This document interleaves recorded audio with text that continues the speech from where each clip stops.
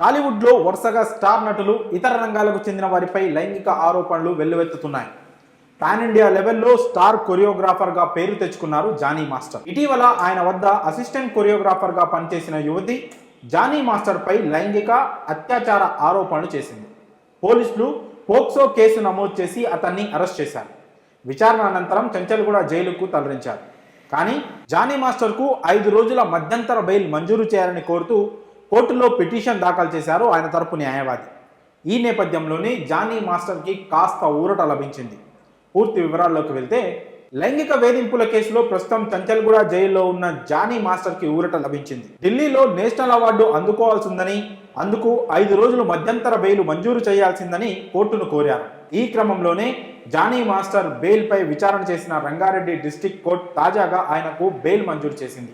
ఈ నెల 6 నుంచి 10వ తేదీ వరకు జానీ మాస్టర్కు బెయిల్ మంజూరు చేసింది రంగారెడ్డి జిల్లా కోర్టు. కాగా తమిళ్లో ధనుష్ హీరోగా తెరకెక్కించిన తిరు చిత్రం బళం మూవీలో మేఘం కరుకథ పాటకు ఉత్తమ కొరియోగ్రఫీ అవార్డు ప్రకటించారు. ఈ పాటకు జానీ మాస్టర్తో పాటు సతీష్ కృష్ణన్ కూడా కంపోజ్ చేయగా ఇద్దరు అవార్డుని అందుకోబోతున్నారు. ఇదిలా ఉంటే సాధారణ బెయిల్ కోసం ఆయన అప్లై చేయగా ఆ పిటిషన్పై విచారణను కోర్టు అక్టోబర్ 7వ తేదీకి వాయిదా వేసింది. జానీ మాస్టర్ దాఖలు చేసిన జనరల్ బెయిల్ పిటిషన్పై నార్సింగ్ పోలీసులు రంగారెడ్డి జిల్లా ఫాస్ట్ ట్రాక్ స్పెషల్ కోర్టులో కౌంటర్ దాఖలు చేశారు. ఆయనకు బెయిల్ ఇస్తే సాక్షులను ప్రభావితం చేసే అవకాశం ఉందని తెలిపారు.